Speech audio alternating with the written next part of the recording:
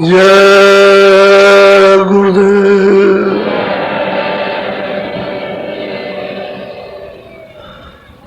जय गुरुदेव।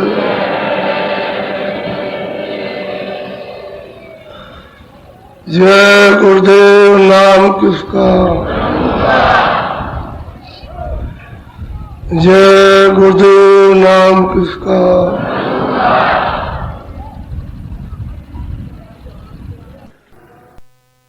दाम अपने चलो भाई,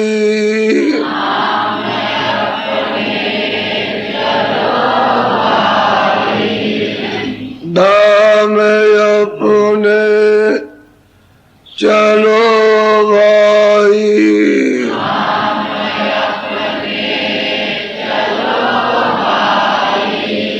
पराए देश क्यों रहना,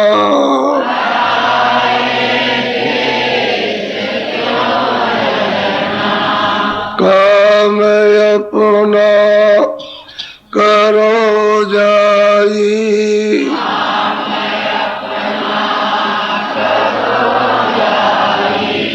काम अपना करो जाई,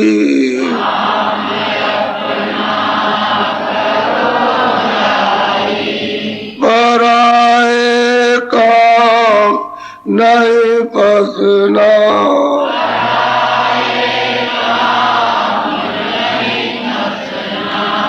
गुरु का नाम संभाले चल,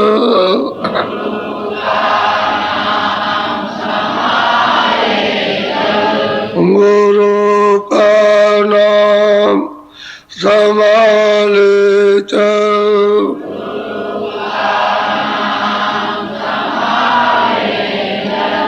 यही है दाम गठबंधना,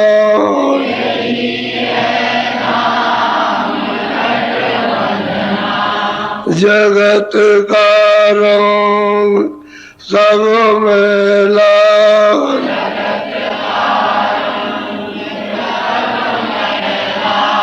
जगत का रंग सब में लाल,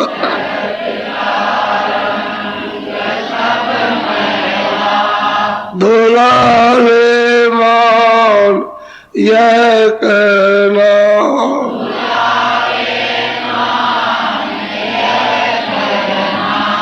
भोग संसार कोई दिन के,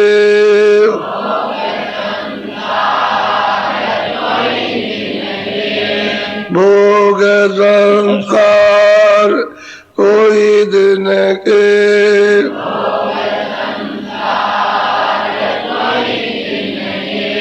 सहज में त्याग ते चलना,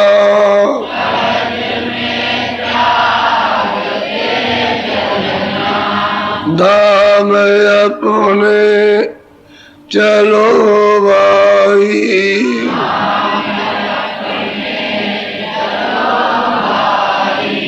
धाम अपने चलो भाई,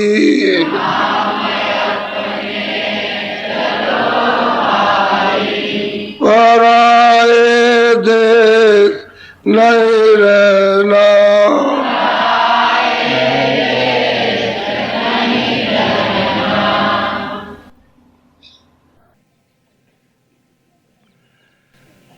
प्रेमियों अपने अपने विचार ये स्थिर करना पड़ेगा कि यहाँ रहना नहीं है। अगर ये आपने विचार बना लिया कि नहीं हमको यहाँ रहना है तो आपके लिए भयंकर खतरा है। इसलिए पहले से ही पक्का इरादा हर वक्त रखो, यहाँ रहना नहीं, यहाँ से जाना है। अब आप दूसरे के घर में जाने की तैयारी करो, अपने घर में जाने की तैयारी करो। दूसरे के घर में तो जा ही रहे हो और अब ये पता चला कि भाई अपने घर में चलो, तो उसकी तैयारी करो जहाँ से ये सब व्याधियां टल जाए, जन्म की, मरण की, दुख की, सुख की, पाप की, पुण्य की, घर की, बच्चों की, देश की, ये सब प्यादा, क्योंकि ये सब व्याधाएं अपने घर में नहीं है। अपना घर छोड़ करके सब बाधा है, और सब आगे बहुत ज्यादा मिलेंगी बाधाएं, व्याधाएं बाधाएं बहुत मिलेंगी, आगे तो कोई सुनवाई है नहीं। तो इसलिए पक्का अपना स्थिर विचार होना चाहिए कि रहना चाहिए। कभी भी सांसों की पूंजी जो नाक से और मुंह से निकलती है वो कभी भी खत्म हो सकती है। इस पर भरोसा नहीं रखना चाहिए कि अभी पूंजी इतने दिन और है, कल ही खत्म हो जाए। और जैसे ही पूंजी खत्म हुई, एक सेकंड भी मकान में कोई नहीं रह सकता। स्वामी जी महाराज लोग आए उनके पास, तो बड़ी प्रार्थना की कि हमारी शादी में चले चलिए, और आपके बगैर कुछ होगा नहीं। तो बहुत कहने पर उनका अच्छा भाई चलिए। तो उन्होंने एक बस की, उसमें सबको बैठाया। इगलास से अलीगढ़ गए, अलीगढ़ से खैर के लिए जा रहे थे। शाम को शादी होनी थी। एक ड्राइवर चला रहा था 7-8 किलोमीटर पहले। एक बाजार छोटा सा था, उसने कहा भाई हमको प्यास लगी, तो कुछ लिया 4 बजे और कुछ पानी पिया। तो उसने कहा पेट में दर्द है, और एक पड़ी हुई थी एक बेंच थी, उस पर लेट गया।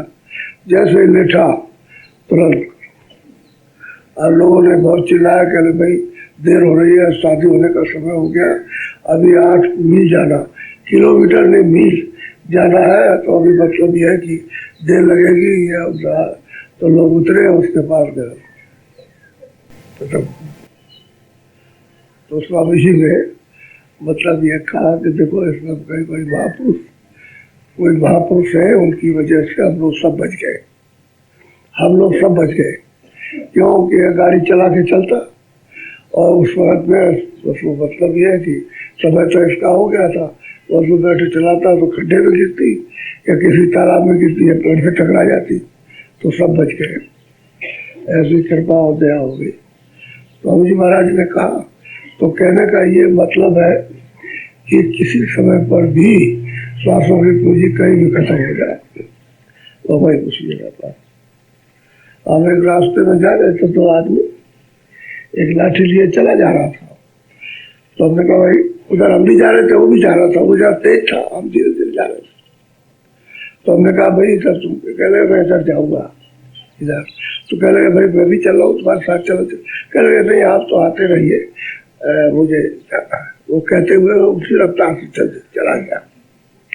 आगे गया तो कुछ नहीं, जितने दूर मंदिर, थोड़ा सा और क्या होगा, तो मतलब ये कि वृक्ष है उसकी ओट में हो गया, और हम लोग जा रहे तब तक वो पेड़ के नीचे लेट गया, लाठी ली अपना लेट गया। तो हमने कहा भाई आदमी तो ये वही है जो अभी सामने से गुजरा, दूसरा तो कोई आदमी तो कहता था बहुत जल्दी मुझे जाना है और आप पीछे आते रहिए, तो लेट गया। देखा तो आदमी तो वही था जिसको देखा था, और लेट गया तो उसको देखा। तो बहुत देर तक देखते रहे कि इसमें पेट में कोई श्वास कुछ आती है, कुछ मतलब है, कुछ कहीं कुछ नहीं हो, तो खत्म हो गया।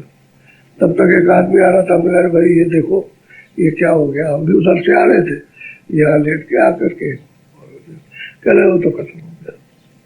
उसने कहा वो तो खत्म हो गया। तो हम लोग चल दिए, वो आदमी वहां रह गया। तो कहने का ये है कि कहीं भी सांसों की पूंजी खत्म हो जाए, जैसे खा रहे हो या यात्रा में जा रहे थे मथुरा से, बहुत लेते सैकड़ों गाड़ियां थी, तो वो खिला रहा था इटावे में, ऐसे 17 खा रहा था, ऊपर दे रहा था तो चढ़ाने वाले को, और बस उसने ऊपर उसको दिया और ऐसे हाथ हुआ और लड़ गया। अब ये तो समय हो गया, चलो उसको ला दो, उसी बस में लादा, आगे जाके संस्कार किया। तो कहने का यह है कि श्वासों की अमूलक पूंजी है, ये किसी समय पर भी खत्म। और उम्र कुछ नहीं है, ना आपकी 10 वर्ष की उम्र, ना 50 की, ना 100 वर्ष की। जिनकी की श्वास है उनमें से आप निकाल दीजिए, बस पूंजी का आप खत्म हो जाए। जो जल्दी जल्दी निकाल देते हैं उनकी पूंजी जल्दी खत्म हो जाती और जल्दी खत्म हो जाते, ऐसे ही है। तो इसलिए हमेशा बिल्कुल बसाए रहो और हमेशा सोचते रहो कि भाई कभी भी समय पूरा हो जाए, कभी चल जाए, तो आप बहुत बखेश बच जाओगे, बहुत चीज़ों से बचत हो जाएगी। क्योंकि आपका चित्त उधर से हटेगा, आपका मन हट जाएगा उस तरफ से, आपका मुँह हटेगा, आप ये सब हटेगा। भाई जब जाना है तो फिर ये क्या करना है, याद करो। अब यह है कि कोई मिल जाए तो वो बताए कि भाई तुमको तो अपने घर जाना, तो उससे पूछो भाई घर का रास्ता कैसे जाएंगे, तो इसी मनुष्य रूपी मंदिर में बताएगा कि यहाँ से बैठ के और ऐसे तुम घर की करें, चलो चलो। अगर मिल गया तो कहेगा अच्छा मदद कर देंगे, तुम चलो, तुम तैयारी करो, चलेगी तो सही है। हम लोग इसमें फंसे रहते, ये समझते नहीं अभी रहना, सिर पीटते रहते इसी में, अभी रहना, और ये बनना ना कुछ नहीं, सब बिगड़ने वाली बात है, सब चीज बिगड़ जाएगी, कोई चीज बन नहीं सकती। तुम्हारे मन से तुमने कहा कि बन गया, तो तुम्हारे मन कहता बिगड़ गया, मतलब तो जहाँ बिगड़ी जगह वहां बनने का क्या कहा, वो तो सब बिगड़ता ही रहता है। अभी बना बिगड़ गया, बस ये होता है, तुमने बना दिया बिगड़ गया, बना दिया बिगड़ गया। लगाव मत रखो, होशियारी यही रखो कि लगाव नहीं रहना चाहिए, लगाव रहेगा तो नुकसान हो जाएगा। तो घर में चलने की तैयारी करो। ये सब महात्माओं के संदेश बहुत ही मतलब ठोस और बहुत गोपनीय और आपके लाभदायक आपके पास, लेकिन आप इस पर विचार नहीं करते हो। क्यों नहीं करते हो? कि आपका ज़्यादा संसार की वस्तुओं से प्रेम है, इसलिए उनको छोड़ना नहीं चाहते, पकड़े बंदर की तरह से यदि मोह हो गया इन वस्तुओं से कि तुम नहीं जाओगे, तुम मेरी हो, तुम नहीं जाओगे और मैं तुम्हारा हूँ, तो जा रहा है परदेश में, पराए देश में धर्मशाला है। अभी देखते देखते जन्म लिया और देखते देखते चले जाओ धर्मशाले में, कितने दिन। अरे मनुष्य शरीर है, 10 बरस, 20 बरस, 50 बरस, 60 बरस, चलो तो हमेशा पक्का इरादा कर लो कि भाई पराए देश में रहना, जाना। अब सुनो कोमल चेत दया मन धारो, परमारथ का खोज अपनी चीज तो ये है कि सरलता सादा। तो कहते हैं कि निर्मल, कोमल कहते हैं मुलायम, तो कहते हैं कोमल चित्त रखो।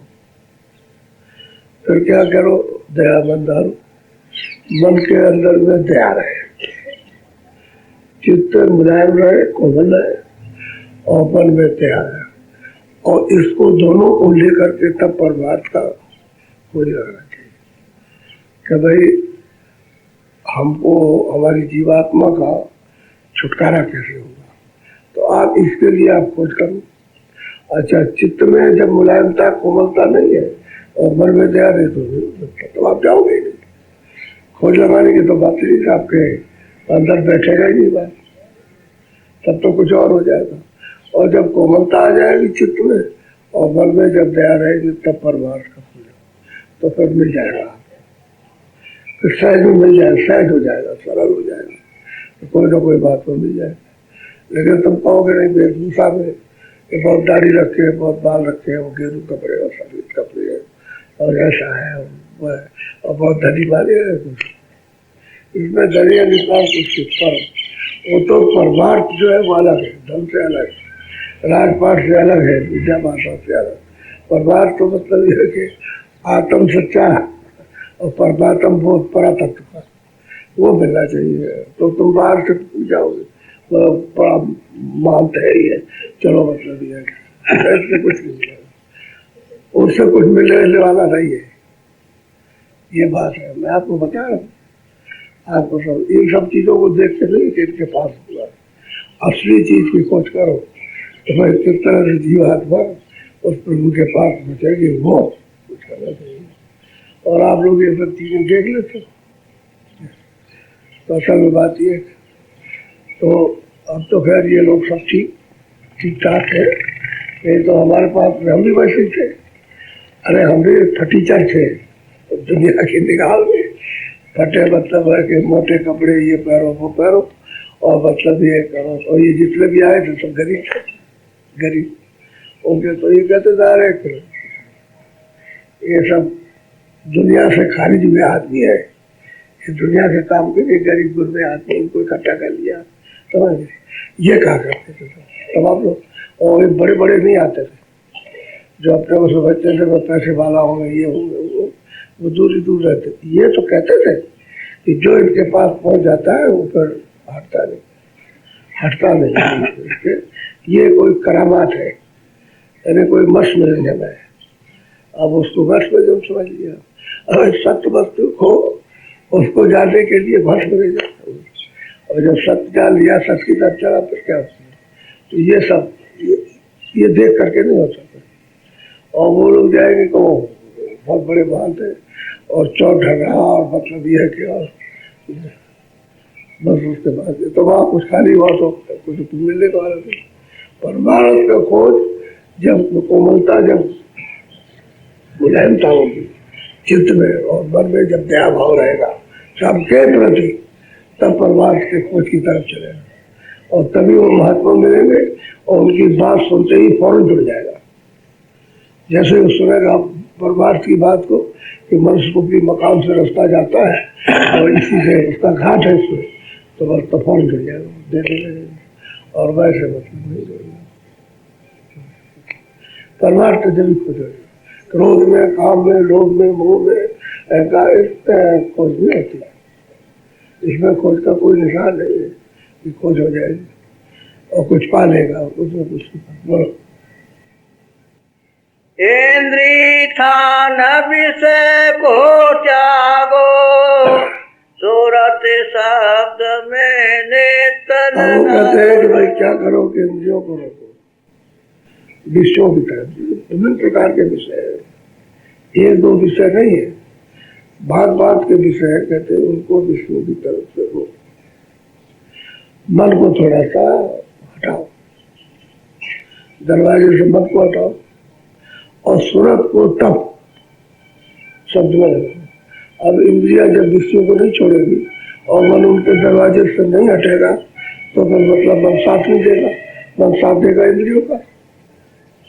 वो दरवाजे पर बैठ करके रस लेगा, वही छड़क रस लेगा, तो वो हटेगा नहीं। इसलिए कहते हैं उसको रोको और सूरत का साथ में, तब परमार्थ का तब सूरत को शब्द के साथ जोड़ो। सीधा सीधा है, मन को साथ लेकर के और सूरत को शब्द के साथ में जोड़ो घाट पर, और घाट पर शब्द है। कितने मतलब मोटी बात कि इंद्रियों के विषयों से हटो। अब तरह तरह के विषय को देखने का, किसी को सुनने का ही विषय है, किसी को खाने का है, किसी को कुछ है, किसी को कुछ है, हर तरह के विषय। तो कहते हैं कि इसको रोको, थोड़ा सा रोक लो और फिर मन को इससे हटाओ और फिर सूरत को शब्द से जोड़ो। शब्द तो चेतन है, अच्छा सूरत भी चेतन है, लेकिन वो जड़ के साथ फंसी हुई तभी तो बंद है, तभी उसके आँख और कान बंद है। और वो जब चेतन क्रिया करेगी आँख से कान से, क्योंकि पहले तो उसने कभी की नहीं, तो पता ही नहीं चलता है कि हमारे पास आँख है, कान है। जब चेतन क्रिया करने लगे तब मैल हटेगा। जब सुनने का काम करेगी, ऊपर से सुने तो मैल हटने लगेगा, तो धीरे से कान खोले तो सुनाई देने लगेगा और दिखाई देने लगेगा। तो कहते हैं कि सूरत को शब्द के साथ जोड़ दो, ये काम करो। अब कहता है कि इंद्रियों को विषयों से कम करो। इसलिए कहते हैं भाई सादा भोजन ये बुझ लो, लेकिन सौदा अब ज्यादा आती है, यानी चटपटा और मतलब ये और उत्तेजित पदार्थ ये नुकसान हानिकारक, ये हानिकारक है। ये क्रोध है, काम है, लोभ है, मोह है, ये सब चीजें उत्तेजित है। अब मन बस में नहीं रहेगा, इसलिए बस में तो फिर सूरत शब्द कैसे सुनेगी। वो तो कहते हैं कोमल चित्त होना चाहिए और दया होनी चाहिए और विषयों की तरफ से मुड़ो, थोड़ा सा इधर से हटो, मन को हटाओ और सूरत को शब्द से जोड़ दो, इतना काम करो। घाट पर बैठ कर तब कार्रवाई गुरु की होती है। तो गुरु तो चेतन है, तो पहले से बता रहा कि यहाँ आकर के बैठो तो तुम तुम्हारी मदद करें इधर घाट पर, तब हम मदद करें तुम्हारी। तो इंद्रियों के द्वार पर बैठे हुए तो कैसे मदद होगी? अब बाहर से मदद हो रही है, इसको हटाओ, इसको थोड़ा सा रोको, इसको तो रोकने चाहिए। रात दिन जो उसमें डूबे रहते हो, थोड़ा थोड़ा सा सोओ, उभरो, ऊपर आओ, तो थोड़ा थोड़ा उसको छोड़ो। अच्छा, इतने दिन तक कुछ नहीं मिला तो अब तुमको क्या मिल जाएगा? अभी तक नहीं मिला तो आगे क्या मिलेगा? बोलो। सार पदार्थ गुरु से पाओ, चरण कमल में प्रीति बढ़ाओ। अब कहते हैं भाई असली जो चीज है वो तो तत्व जो है सूरत का, वो तो गुरु से मिलेगा। अरे अमोलक धन जो शब्द है, नाम, वो तो गुरु से मिलेगा, वगैरह उसको नहीं मिल सकता। जिसने कमाई की होगी वो कोई भी हो, किसी जात का भी, उसी के पास मिलेगा। और जिसने कमाई नहीं की है, उस धन को इकट्ठा नहीं किया, तो वो मिलेगा ही। अब बाहर के लोग कथा बात तो थोड़ा उनको पता ही नहीं कि भाई मेरे पास, उसके पास कुछ है ही नहीं, तो कथा लिखा हुआ सुना देंगे। सब लोग बैठ के सुन लो, तो सुनकर लिखे उठे चल दिया। भाई कथा में क्या तुम्हारे पल्ले पड़ा? तो कहते कथा सुनाई, फिर याद कुछ नहीं। जब तुमको याद ही नहीं रहा तो कथा सुनने से क्या? वहाँ बैठे रहे। अब वही बात रहेगी, कच्चों को खिला दो, मछली को खिला दो, ये खिला दो, यही बात। और क्या चीज़ों को खिला दो, ये बात तो याद रहेगी, लेकिन बाकी कुछ नहीं याद। जिसके पास है वो पदार्थ, वो कहेगा वो। और शब्द अमूलक चीज है, वो तो सुरतों का आगाध खजाना है। अब वही मिल जाए तो काफी हो जाए, तो छुटकारे पा जाए। शब्द से अलग हो गई, नाम से अलग हो गई, इसलिए बारी बारी करती, क्योंकि उसका कोई आधार तो अब बन नहीं रहा, न बनेगा। जब तक शब्द नहीं मिल जाता तब तो सूरत को वापस जाने का कोई आधार नहीं, कोई डोरी चढ़ने की नहीं है, वो शब्द ही डोरी है। बोलो। धारायगम पकड़े सुरति जोड़ो, इस सत्संग में सदा। कहते हैं कि जहाँ ये बताया जाता हो, जिस महापुरुष के पास में नित्य प्रति भाव सहित, मतलब यह सूरत को, मन को और शब्द के साथ में जोड़ो, नित्य प्रति, रोज, हर रोज करते रहो। तो वो तो बेग आता है कर्मों का, कर्मों के बेग है, रोज रोज करते रहो तो सफाई होती रहेगी, करते रहेंगे, साफ होते रहेंगे, करते। और तुमने 1 2 दिन 4 दिन किया, 10 दिन किया, और फिर 2 दिन 4 दिन लगा कर दिया, तो फिर वो बुझा, उधर से गंदगी आ गई, मैल, और आकर के छा गया धुएं की तरह से, धुएं की तरह से चाहता है, और फिर आपका फिर वही हो गया। नित्य रोज करो, उसमें कभी भर के बढ़ाओ घटाओ मत। मिनट 2 मिनट बढ़ा दो, घटाने की जरूरत नहीं है कि अच्छा मौका मिल जाएगा, ये होगा। करो रोज प्रति, तब काम होता है। तो सूरत अपना काम कर लेती है। और सूरत से न कभी तो देखने का और न कभी सुनने का काम किया घाट पर। जब ये पता चला कि भाई यहाँ बैठ करके सुनो, तो अब काम शुरू हुआ। अरे बाहर का कान खराब हो जाए, उसे कहो तुम सुनो उससे, तो बहुत जोर लगा करके बाहर से सुनता है, तो कहते कोई भाई बोलो सुना दिया, ऐसे दिखाए। और सूरज से इसी तरह से लगाओ, अच्छी तरह से उनका ध्यान, तो धीरे से मैल कटेगा, सुनाई देने लगता है। रोज कमाना, उसमें कभी नहीं करने की जरूरत। चाहे जो कुछ भी काम हो घर में, सोते तो ही, सोने के पहले, सोने जाने पहले 10 मिनट, सोने के जब सो लो उसके बाद उठो तब कर लो। वो कोई मनाही नहीं है। जो होशियार चतुर होते हैं वो तो मतलब ये वहाँ चले जाते हैं, जिनको शौक रहता है, और बेचैनी रहती है, और जो मतलब जंगल में टट्टी गए वहाँ भी, वो भी मतलब कान आँख बंद कर ली और बस सुनने लगे अपना, वहाँ भी नहीं छोड़ते। अंदर गए वहाँ बैठ के करने लगे, भाई यार तुमको बहुत देर लगे, हाँ भाई देर लगे, तुम कह देते भाई टट्टी उट्टी नहीं उतरी है, वो बैठ जाते वजन पर, वजन कर रहे थे। और जैसा जिसको जैसा, और लगन है, लगन तो इसमें तो कोई छुआ छूट नहीं है। ये तो मजबूत तो बाहर का है, और अंदर अंदर तो ये मजबूत है नहीं, तो कर रहा है तो सूरत की बात है। तो सूरत को शब्द के साथ जोड़ने का नृत्य करो, कभी डाला ये कर रहा है। हर रोज यही बताया जाता है। भाई आपने कहा था कि कुछ चिल्लाए कि हमको नाम दान दे दिए, नाम दान दे दिए, और जब दिया गया तब सुस्त क्यों हो गए? सुस्त क्यों? जैसे लो पहले लगी करने की इच्छा जगी, वैसे रोज करो, उसको दिन दूना बढ़ाओ, उसी में काम बन जाए। अब तुमने लिया, बस उसके बाद सोचते हैं अच्छा कर लेंगे, अच्छा कर लेंगे। ये तुम्हारी मक्कारी है, ना करने की वजह, ना करने घर न जाने की, तो यहाँ क्या मिलेगा? बोलो। 40 राते नवद्वाराज जाका अंडा 3 लोक दर्शन। अब कहते हैं जब शब्द को नाम को सूरत ने पकड़ा, ऊपर नव आकाश में चली, तो मतलब है कि वो तो झाका, झांकने का मतलब देखा। जैसे किसी ने कहा कि झाँको, तो खिड़की खोल के ऐसे झाँकने लगा, ऐसे देखता है तो आँख खोलेगी तभी तो देखेगा। झाँकने का मतलब देखना, तो सूरत की आँख खुली होगी तभी तो वो देखेगा उधर को। तो अब वो कहते हैं 3 लोक दर्शाना, यानी तीनों लोगों को देखा अपने आप। तो उस अंडे में तीनों लोग हैं, ये पिंड लोग है, अन्य लोग, स्वर्ग वैकुंठ और सूचन लोग, 3 लोग उसी के अंडे के अंदर। कहते हैं सब दिखाई दिया। जब सूरज की आँख खुलती है तो आँख ऐसे मालूम सोचते हो कि हमारी जैसी आँख होगी। अगर उसकी बड़ी ना आँख हो तो इतने बड़े देश को और बड़े लोग को, मतलब है कैसे ब्रह्मांड को कैसे देख सकती? बड़ी आँख है, बहुत बड़ी, उसमें बड़ी होती है, और सूरज भी बहुत बड़ी होती है, सूरज भी छोटी नहीं। अब वो कहते हैं देखो झाँका, 3 लोग दर्शन दिखाई दिया।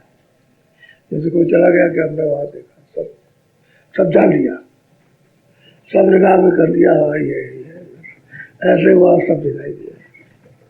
अब कितना मतलब परमार्थ का लाभ उसको, कैसे उसने कोमल चित्त दिया, परमार्थ का तब हो जाएगा। अब उसको लगा के पहुंच गई वहां, और पहुंच करके जो बताया उन्होंने करने लगे। अब वो खुद कह रही है अपने तुम्हारी नित्य कमाना, जैसे मैंने कमाई की है गुरु के आदेशानुसार, वैसे सब करो, वैसे ही हो जाए। अब ऐसे ही सबको ने अपने अपने समय काल में महापुरुषों के पास पहुंच के किया, उनको सबको। अब वो तो हृदय थे गोस्वामी महाराज के पास, भीड़ भाड़ में दर्शन में जब शोर हुआ कि मतलब है कि एक बालक एक गली में रहता है, मतलब ऐसा ज्ञान सुनाता, तो वो कभी कभी बोलते थे, हर वक्त नहीं, कभी कभी कोई कुछ कहे तो बोलने लगे, समझाने लगे, तो उसी में शौरत हो गई। जब शौरत हो गई तमाम लोग डर लगे, तो अरे कह रहे कहाँ जा रहे हो? उसने कहा वो तो नाव पर नौकरी करता था, काशी में इलाहाबाद माल लाद के राजापुर नदी जमुना जी से ले जाते थे। राजापुर एक मंडी थी, यानी वहाँ गल्ला जाता था, ले जाते, तो उसी शोर सपाटे में चले आए। तो जब वो बोलने लगे तो ये वहाँ खड़े थे, तो उनकी बात को सुनने लगे। सब चले गए तो उसके पीछे प्रणाम करके सब अच्छी तरह दर्शन करके तब मिल गए।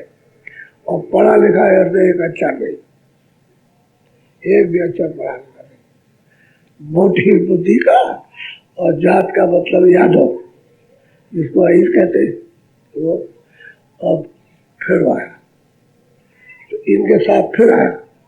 फिर जब वो बोले तो ये खड़े होकर के सुनता रहा, और सुनते सुनते जब वो सब चले गए तो पीछे उनका दर्शन मत्था टेक करके चला गया। ऐसे उसका नित्य दर्शन करने का रोज का बन गया, चाहे कोई आए ना कहे, लेकिन वो टेव आए जरूर, और दर्शन किया।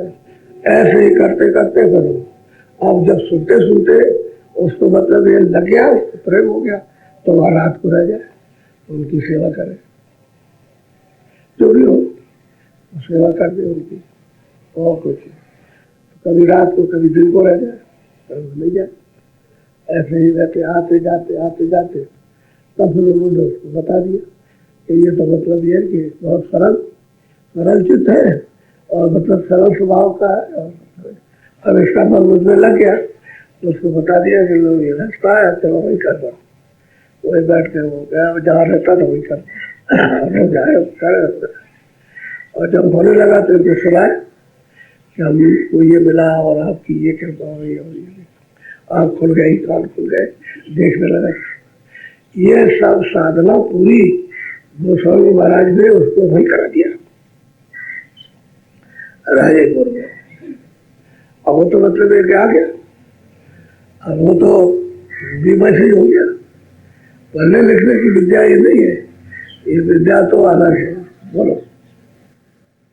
परे जाए ब्रह्मांड समानी तो न सरोवर हम कहते हैं कि भाई जब ये तीन लोग का जो अल्लाह उसके पार गई, पार पहुंची, उधर जाकर के साफ देखा, पार कहते हैं विवाह। ये तो मतलब ये है कि अंडा है तीन लोग का, इसके मालिक ईश्वर है खुदा, उसमें समाई दाखिल हो गई, सब देख लेंगे अनेकों ब्रह्मांड। और कहते हैं फिर उधर चली गई शून्य में, यानी पार ब्रह्मांड में वहां गई। तो कहते हैं सबसे पहले जब दाखिल हुई तो सरोवर में स्नान किया, सरोवर मान सरोवर, उसमें स्नान किया। तो वो मतलब ये है कि वो भी एक इतना बड़ा सरोवर है, तो मतलब ये है कि वो ब्रह्मांड से तो बड़ा ही है। उसमें जा करके सब स्नान किया, पार जा करके। अब ये सब देखती हुई गई है तब जाके, तो किसकी कृपा हो गई, गुरु की हो गई। दया तो गुरु की है, ऐसे कैसे पहुंच जाएगी। और इसी शरीर से जा रही है, कोई दूसरा शरीर नहीं है जो तुम्हारा, वही पंचभौतिक शरीर उनका भी है, जो ले जाते हैं ले आते हैं, उनका दोनों का वही शरीर है। बोलो। अब तो काल कला सहारा मान सरोवर बैठे अनाना। तो कहते हैं भाई साहब जितनी कलाएं थी ये सब खत्म हो गई, पार हो गई, पुल समुद्र चल हो गई पारा। कहते हैं कि मान सरोवर में बैठ के स्नान और हंस रूप धारण कर लिया। अब वहां देखने से ये पता चलता है उस मान सरोवर के नहाने से कि कितने ब्रह्म होंगे, उसका कोई शुमार नहीं। तुम खरबों वर्षों तक वहाँ एक रफ्तार से ऐसे गिनते रहो तब भी गिनने में नहीं आएगी, इतने वहां बसे पड़े। नहीं आवाज बचड़ों में नहीं आ सकता है, इतने वहां पर है। ये वहां उसका मान सरोवर का खेल है। आप वहाँ खरबों वर्षों तक रहे तब भी उनको, वो ब्रह्मों को जो वहाँ सुनते रहती है उनको नहीं आप गिन सकते। ऐसा खेल तमाशा परमार्थ का। तो कहते हैं बाकी तो सब काल की कला, कर्मों की कला, जन्म पर रोना धोना, समझ के स्वर्ग में कुंड तपस्या करना, योग करना, सब खत्म, कुछ नहीं, सबसे परे हो गई, सबसे परे निकल गई। और रास्ता तो मतलब एक ही है, इसी रास्ते से सब लोग गए और सब लोग आए इसी रास्ते से, और इसी रास्ते से जाएंगे सबसे नाम के द्वारा, दूसरा कुछ नहीं। बोलो। अक्षर रूप निरखती चाली। और कहते हैं 10वें द्वार में जब ऊपर गई तो वहां कहते हैं कि अच्छा स्वरूप, पार ब्रह्म का रूप कहते हैं कि देखा, दर्शन किए। और कहते हैं फिर आगे चली, वहां नहीं रुकी, इसके बारे में पार ब्रह्म के भी आगे, ईश्वर फिर ब्रह्म फिर पार ब्रह्म। अब उसको देखती है फिर आगे चलती है, आगे जाती और देखती है वहां तो अंधेरा चल, अंधेरा का क्या काम, अंधेरा तो इतना है, ये कूड़ा कचरा भरा उतना ही अंधेरा है, बाकी फिर उसके बाद अंधेरा नहीं है, यही से अंधेरा नहीं है। इसमें से थोड़ा निकल जाए गंदगी से और बाहर हो जाए, बस प्रकाश में करें, उजाला उजाला है। अब इस समय पर प्रकाश है तो आप इसमें थोड़ा सा प्रकाश, लेकिन जब बढ़ेगा ऊपर आएगा तो तेज हो जाएगा, और फिर दोपहर में ऊपर आ फिर तेज हो जाएगा। ऐसे ही आगे सूरत जब चलेगी तो बढ़ता जाएगा। तो कहते हैं कि वो गई अक्षर पद में, पारब्रह्म में उसका दर्शन किया। ये तो नहीं कहती मैंने दर्शन नहीं किया, कहते मैंने देखा दर्शन किया। बोलो। छोड़ दिया अब देश बिगाना। हम कहते हैं कि जो बर्बाद देश था, पराया देश था, ये तीनों लोगों का जो देश था वो तो सब कहते हैं जो बर्बाद था वो छोड़ दिया उसको, छोड़ करके चली आई उसको। ये भाई देश था अपना नहीं, ये सही बात है, पराया देश है, उसमें ये तबालत मुसीबत तरह तरह की मतलब संकट है इस पर। और कभी किसी को चैन नहीं, ना रात को न दिन, किसी को नहीं, सब गिरे पड़े। इसे छोड़ दिया और निकले आई उससे, काल जाल से निकल गया। बोला। सूरत साप उड़ी ऊंचे को, छूट गया सब महल पुराना। कहते हैं कि सूरत बिल्कुल साफ एकदम सबको पकड़ के उड़ी, तो मतलब यह है कि कितने खरबों योजन यानी ऊपर चली गई, एकदम साफ हो गई। कहते छोड़ दिया, जिसको अपना समझते थे छूट गया था, ये देसी सब छूट गए, साफ उड़ के ऊपर गए, ऊपर चले गए। बोलो। आगे चढ़े चढ़े अधर समानी, शब्द शब्द का मर्म पिछाना। और कहते हैं आगे चली जो भी शब्द वहाँ हो रहा उसका सबका मर्म, उसका सबका भेद खूब अच्छी तरह से जान लिया, पहचान लिया उसका भेद सब। उससे वो तो सबका आधार है, वहाँ पता चलता कि शब्द क्या चीज है, नाम किसको कहते हैं। यहाँ क्या मालूम, यहाँ तो भूले पड़े हुए सब। कहते वहाँ जाके उसमें समाई देखती जाती है, चलती जाती है। बोलो। संत बिना कोई समझे नहीं, आगे जो जो भेद दिखाना। कहते हैं भाई जो आगे हमने जो कुछ देखा दिखाई दिया, उसके संतों के बगैर उसको कोई नहीं जानता। न योगी जान सकते, न ऋषि, न मुनि, न तपस्वी, न ज्ञानी, न ध्यानी। कहते कोई भी नहीं जान सकता, न राम, न कृष्ण, न मोहम्मद, न ईसा, न मूसा, ये कोई भी वहां न जा सकता, उनको पता ही नहीं। कहते सिर्फ संत के बगैर कोई नहीं जानता जो आगे हो रहा, जो आगे कुछ है जो दिखाई दे रहा वो कहने भी नहीं आता। कहते संत जानते हैं और कोई नहीं जानता। वह दो ही संत हैं, एक तो जो वहां से आए सत्यदेव से, सतलोक से, वो या वो जो शुरू में आए जब ये जीवात्मा उतारी गई तभी आ गए, वो जानते हैं। और वो बराबर यहाँ रहेंगे, उनसे पृथ्वी कभी खाली नहीं हो सकती। एक जाएगा दूसरा पहुंचे यहाँ रहेगा, और दूसरा जाएगा तो तीसरा रहेगा, हाँ रहेगा हमेशा। वो सत्ता बराबर काम हमेशा करती रहेगी मृतलोक में, और नीचे से ऊपर तक सब हाजिरी देते हैं वहाँ जाकर के, वहाँ रोज हाजिरी देंगे, रहेंगे यहाँ हाजिरी देते हैं। और वो संत जो काम करने आते हैं, मतलब है वो तो उन्होंने काम किया, जीवों को जगाया, उनको अधिकार है जगाने का, उनको अधिकार नहीं किसी से कुछ नहीं कर, तो जो चाहे तो कर सकते, करने में उनमें कुछ फर्क नहीं है किसी तरह का, जो चाहे सो। लेकिन ये जो गोपनीय है प्रकट नहीं हो सकते, और जो गोपनीय प्रकट आते हैं वो जीवों को जगा के ले जाते हैं। और दोनों की बात तो एक है, ये दो जान सकते हैं और उसको कोई नहीं जान सकता। जितने भी अभी तक संतों के सिवाय जितने भी लोग यहाँ ज्ञानी ध्यानी योगी योगेश्वर, ये जितने भी ऋषि मुनि हुए सब वहाँ कोई नहीं गया, उस भेद को कोई जानता ही नहीं है। बोलो। और दूसरी बात यह है कि यह भेद तो अभी 700 वर्ष हुए तब से खुला, पहले कोई नहीं जानता। और शास्त्रों में कुछ है नहीं, शास्त्रों में वो भेद तो है ही नहीं। वो तो ब्रह्मा ने, तीनों ने तपस्या की, तो ब्रह्मा को मतलब यह है कि समाधि में निरंजन भगवान ने अपनी वाणी सुना दी कि हम जो बोले वो तुम लिख दो, बस जो बोलते गए हम लिखते गए। दर्शन उन्होंने इनका नहीं किया, खाली आवाज को सुना है।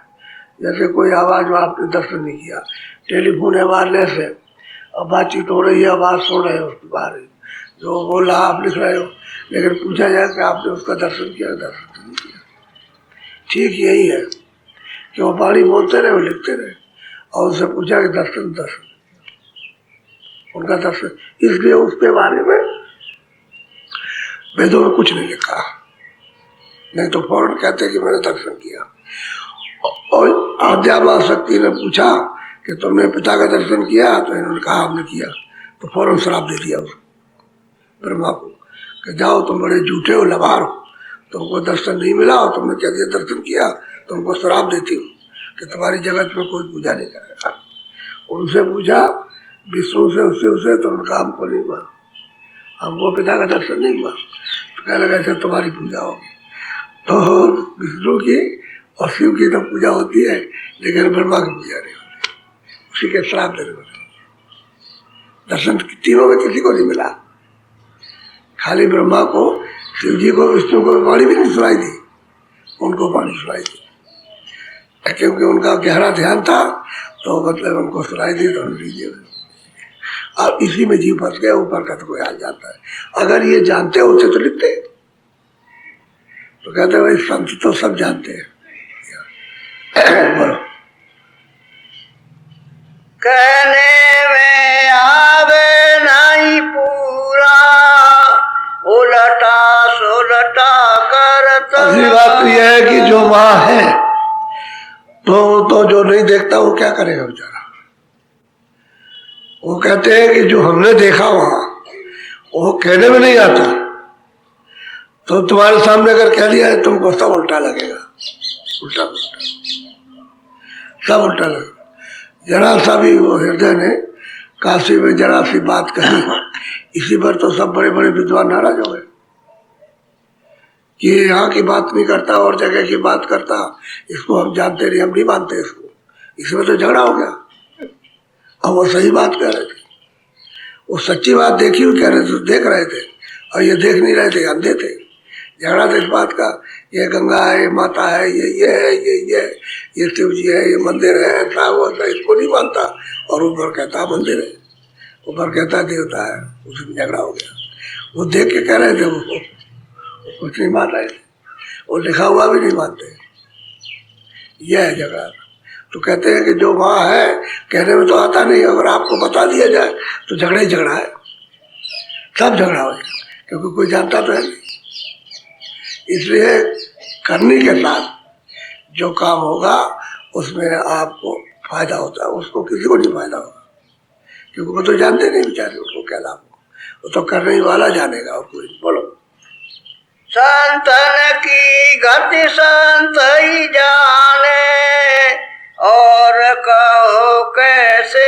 सही बात है भाई, संतों की गति है, वो आते जाते वही जान सकते, वही बता सकते हैं, और वो भी इशारे में कहते हैं कि हम कह नहीं सकते, कहने में आ नहीं सकता, इशारे बस खाली है, तो कहते हैं वो तो वही जानते हैं, और बाकी जगत क्या हो जाता, तो अंधा है, उसे तो कुछ पता ही नहीं है।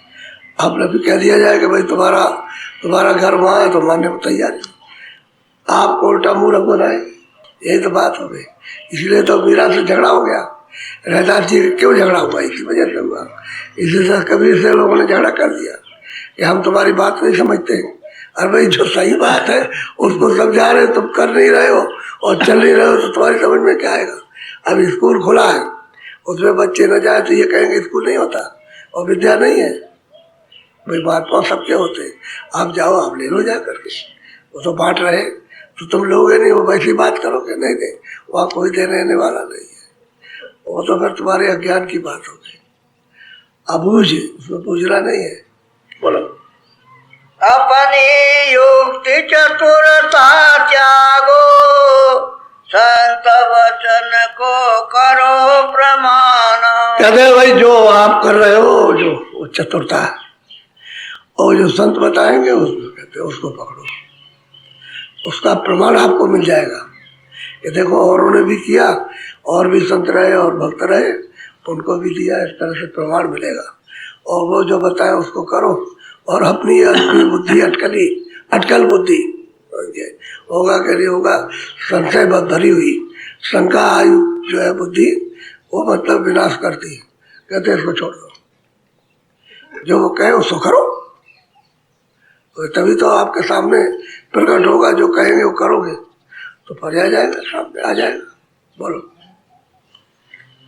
वह कहते देखी निज अपनी, तू सुन सुन क्यों बोझ बस लड़ा। वो समझो अपनी देखी हुई आँख की, और जो देखते हैं वो कहते हैं, और तुम सुनी हुई बात को पटकते हो और उसमें झगड़ा करते हो। तुमने देखा तो नहीं, और लिखा हुआ उसमें लिखा हुआ, उसको खुद देखते, देखी हुई बात करते हो, तुम सुनी हुई बात अटकलें लगाते हो। उसी में तो सब, उसी से तो तुम दूर हो जाते हो। अरे अटकल अटकाओ, देखी हुई बात कहते हैं। तुम भी ये कहोगे चलो हम भी देखेंगे, ले चलिए हमको भी, जिस उपाय से चाहे उस उपाय से आप जो कहिए वो करेंगे, आपको वाले चलिए, तब तो मिल ही जाएगा, तब तुम भी देखने लगोगे। आखिर इनको भी तो किसी ने दिखाया, इनको दिखाया, उनके गुरु को भी तो किसी ने दिखाया। ऐसा थोड़ी कि ऐसे ही हो गया, वो तो एक मिलता जाएगा और दूसरे पर कृपा होती जाएगी, और जब पूरा हो जाएगा तो तीसरे पर कृपा हो जाएगी। वो तो जीवन को रास्ता बताने का है। बोलो। पूरे गुरु अब सबसे कहते, संत वेद कोई वेदी जाने। कहते भाई पूरे गुरु जो उन्होंने देखा आदि से अंत और अंत से हार, कहते हैं भाई इस भेद को कोई भेदी जो जान चुका है, वो जिसने देख लिया वो जानेगा, बाकी कोई नहीं जान सकता।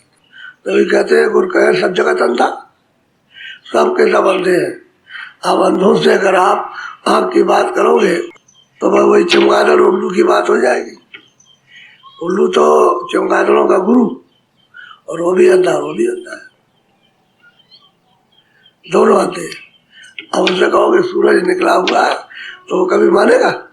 चमगादड़ नहीं माने कि नहीं, सब झूठी बात है। वो कहते देखो सूरज है, ऐसा गोलाकार, ऐसा रोशनी आई है, और देखो सब जगह प्रकाश हो गया, और चिड़िया उड़ रहे, आदमी आ रहे, गायब कुछ नहीं बात। हम जब अपने गुरु से पूछाएंगे तब, वो गया वहाँ गुरु से पूछने के लिए कि भाई लोग कहते हैं कि सूरज निकला है, ये वो। अरे कहने गए तुम मूर्ख हो, तुम्हारे 7 खानदान में कभी सूरज का नाम सुना? और पक्का कर दिया उसने कि सूरज नहीं होता। तो वही बात है कि चमगादड़ और उल्लू, वो अंधे से पूछने जाएगा वो हमारा गुरु है, वो कह देगा कोई ही नहीं। वो क्या, क्यों कि जैसे ही रोशनी आने को हुई तब तक बंद हो गई, तो उसने कभी देख ही नहीं पाया, ना उल्लू ने चमगादड़। अब दोनों अंधे। अब मानेंगे कैसे वो? तो कहते हैं भाई संतों की बात उनकी है, और इस भेद को, इस मर्म को कोई भेद ही जानेगा, जो उसको पा चुका वो जान लेगा, बाकी और कोई नहीं जान सकता। सीधा सादा कि कोमल चित्त दया मर्दारो, यहाँ से परमार्थ की खोज होती है। जब नरम मन रहेगा, नरम चित्त रहेगा, तब उसके अनुसार फिर यह है कि विवेक बुद्धि काम करेगी, तब काम करेगी। तो जहाँ कहीं सत्य मिल जाएगा वहाँ टिक जाएगा, तो वहाँ जाके पकड़, मन भी लग जाएगा, चित्त भी, और बुद्धि भी काम करने लगेगी, तब उसको परमार्थ का रास्ता मिलता है। परमार्थ कहते हैं आंखों के ऊपर जो परे जाने का, वो रास्ता मिलना चाहिए। अभी तो सूरज दोनों आंखों के पीछे अंधेरे में बैठी है, रास्ता उसके पास में नहीं है। रास्ता तो उजाले में दिखाई देता है, तो उजाला हो जाएगा तो दिखाई। तो इसीलिए तो घाट पर काम होता है, घाट पर आके बैठो, फिर यहाँ से काम करो तो सफाई हो जाए। अब उनके पास तो साबुन है, कहा नहीं नैन में द्रुग दोष भी बन जाए, यानी नेत्रों में दोष आ गया, उस पर अंजन लगा दिया। तो अंजन क्या है? वो तो उनके पास, महापुरुषों के पास नाम की औषधि है, उसको ऐसे मार दिया, सब मैल कट जाएगा। जब मैल कट जाता है तो आपकी आँख साफ हो जाती है। ऐसे अंदर का मैल कट जाएगा तो जीवात्मा सूरत की आँखें साफ हो जाएगी और खुल जाएगी, तो दिखाई देने, जब खुलेगी तो दिखाई देगा, दिखाई देने लगेगा। इसलिए परमार्थ का हमेशा चित्त में मतलब यह है नर्मता, और मन में दया होनी चाहिए, तब खोज कर बोलो जय